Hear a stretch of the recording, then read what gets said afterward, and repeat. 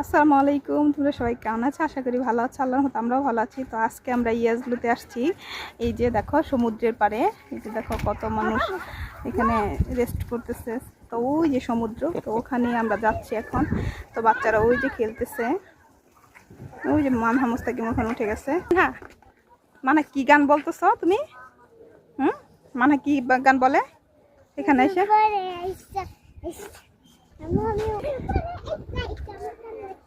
ওই যে দেখো মানহাই কি বলে, সাগর পাড়া এসে বলে তার মাতাল মাতাল লাগে।